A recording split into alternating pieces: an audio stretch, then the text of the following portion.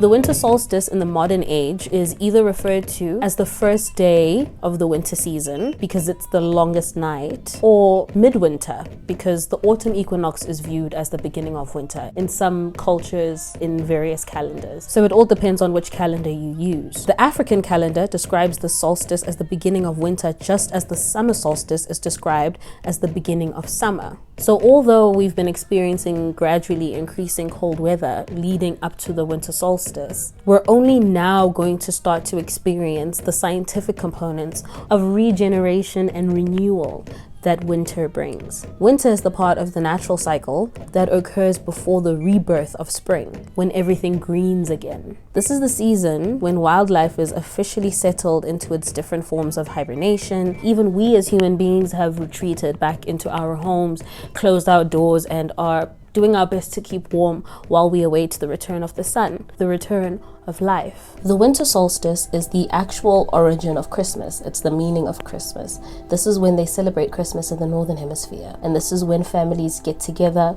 This is when families are indoors and they sit around the fire. A solstice occurs twice a year, just like the equinoxes.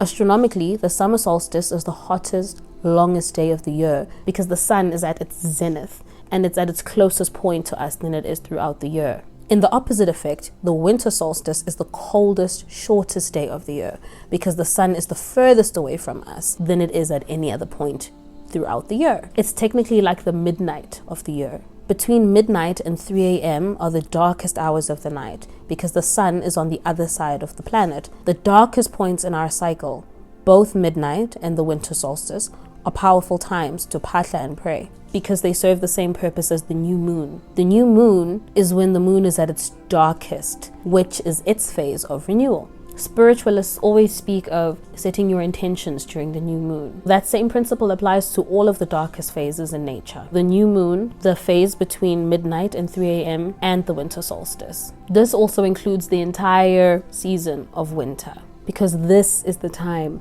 of renewal. This is the time to set intentions that align with renewal of any kind. And really and truly, only you can know what that means for you in this particular stage of your life. So just think about what process of renewal you've begun or hope to begin. What change do you want to see? What part of your life or yourself do you want to put to rest so that something new can grow in its place? Because manifestation magic is always about treating yourself like a garden, right? When you think of a garden, some plants last longer than others. Some will survive maybe a full year cycle and will just require constant watering. But some are just seasonal and shouldn't stay longer than their season. They need to be plucked at the root, just so something new and healthy can grow in its place. Our ancestors understood the importance of aligning with the components of death that come with this season. In ancient Kemet, they had a tradition that was quite funerary. It was called Nen Sokar, or the Festival of Sokar, which was held nearing the winter solstice. The name Sokar comes from the Amduat. The Amduat is a detailed account of the journey that the sun travels through at night, because our ancestors would split the sky into two sections. It was the sky above, the sky that's visible to us, the visible sky, and the sky below. The sky below would be referred to as the underworld, the shadow world, the Duat. This is where we can no longer see our sun god. And he has a different name at every hour that describes each phase of his journey. Sokar was one of the names of the sun when he's at the furthest point away from us during the winter solstice. Sokar was also called the coffined one because he's the furthest away from us at this point. This is our darkest hour. This is when he's in hibernation. This time was very powerful for the acknowledgement of the powers of isolation, of inertia, decay, confinement, and consolidation. And these are all themes and energies that continue in the season of Set, which kicks off right at the winter solstice. For those of you who are familiar with the Kemetic story of creation, maybe if you've been following my videos, because I've spoken about it quite a few times, also on Grobas SA, the story of creation speaks of Asa, our sun god, being killed and dismembered by his brother Set, who is the deity of the season that we're going into now. In the story of creation, Set kills his brother, dismembers him, and scatters his body parts. His wife has to find all his different body parts, reassemble him. She wraps him up. This is where the story of the world's first mummy comes from. His spirit returns to impregnate her, which is also where the first story of Immaculate Conception comes from. And at this stage, this phase of the cycle, when he is waiting to be reawakened by his wife and his wife's sister, this is the stage of the creation story that accounts for this time that we're in right now. It's that hibernation stage. It's that stage of awaiting rebirth. And it's a very magical time because a lot of magical processes then take place in this time. So although it's viewed as a negative time, there are a lot of important phases of the natural cycle that take place in this time that can't take place in any other time in the natural cycle. So this is a melancholic season that's just meant for isolation, really. Because the winter solstice is the shortest day of the year, which means we experience the longest night. So this night should encourage the beginning of a season of introspection and reflection. Our ancestors would speak of how the season was also, the realm of the dead was more accessible in this time. It was common practice amongst our Kemetic ancestors to visit tombs in this time. They'd visit the tombs and graves of their loved ones. They'd pour water and grain or bird seed around the tomb. Souls of the deceased were said to travel into our physical realm through birds. This is why some mediums and healers in our African society can divine messages from birds, and some of us even dream of being birds ourselves. Dreams of flying are very common among spiritually gifted people. Maintaining this connection with the deceased was very important to our ancestors then, and even now we come to learn as African children that the living depend on the reservoir of experience and wisdom of our ancestors to cope with the realities of this world. So the tarot cards, in case anybody's interested in tarot, the two cards are the Hermit and the Fool. The combination of these cards emphasize the importance of isolation, reflection, and renewal. I encourage you, if you're interested in tarot, to search the meanings of these cards and allow them to help guide your manifestation and your healing work this season. I think the biggest thing I ask of anyone this season is please do not underestimate the power of shutting out the noise and the chatter and allowing spirit to teach you right now. If you allow yourself to be still, you will learn a lot about who you are and how to move forward in order to reach your goal or your purpose. Some of us really need to just turn down the volume on the chatter of other people, their opinions, people that have come to believe that they can control you with their words. You need to mute them and redirect your focus to your spirit guides. Your spirit guides speak to you from within. There are real messages, especially in this season, real messages that your guides, your ancestors are waiting to communicate to you, only if you give them the opportunity.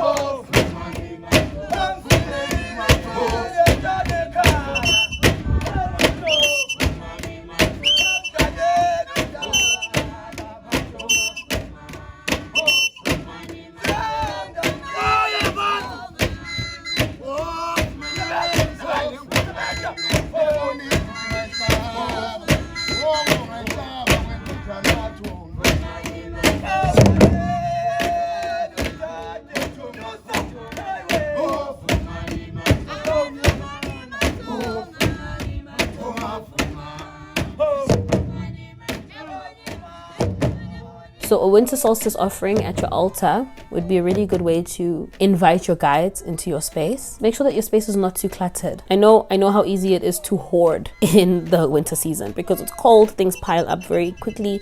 Just make sure that the space that you're doing your manifestation work or your rituals in, that the space is clean. Any room that your altar is in should be kept clean as often as possible. And your altar itself should always have a space for a plate of food, a fresh plate of food. So you'll begin by saying an opening prayer, however it is that you pray. And while you pray, you ignite the 4 elements of creation: water, fire, earth, and air. So you can light a candle, burn incense, place some water on the altar. This is also another thing you can personalize because the 4 elements manifest in different ways. And if you're aware of them and you understand them, you can customize how you incorporate the 4 elements. Then you phahla to invite your spirit guides, your ancestors to be present in the space so they can also help you with the follow through of this ritual. Then you'll need a container of some sort that will represent your coffin. It's best if the container is made out of wood or stone or grass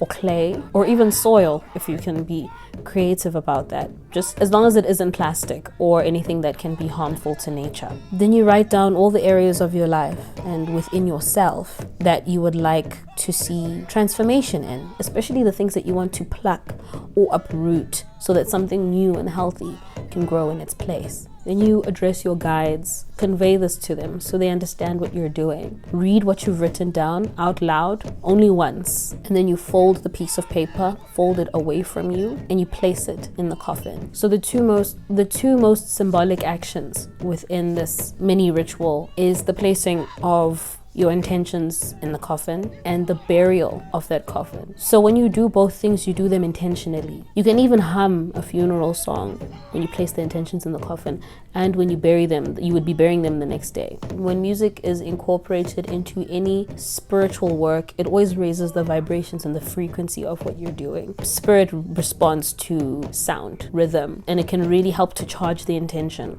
of what you're doing so that there's a higher resonance. After you've done that, you say a closing prayer. Your closing prayer would be much like your opening prayer, just to conclude what you've done. After your closing prayer, you will place a fresh plate of food on the altar, preferably a hot plate of food that has some meat on it. This is also something that should be done at night. The ritual you do at night. The burial of the little coffin you do the next day in daylight. But this is something that you do at night. So I would advise that you do it after cooking dinner. And you make sure that the first plate of food goes first to the altar. Before anyone eats, before you eat, before anyone is served, the first plate of food goes to your altar. And then everyone else can eat after that. So those are the fundamentals. Like I said, you can personalize it. Rituals are very personal, but these are the fundamentals. These are the checkpoints that will make sure that you don't miss anything, or that there aren't any spirit guides that feel unappeased or unacknowledged during your spirit work or your communication and your communion with spirit. And if you have any questions, you can put them in the comment section below, and I'll do my best to get back to them. And I will see you in the next video. The next videos are going up on our membership section, so I will see our members in the next video. Love and light and light and love.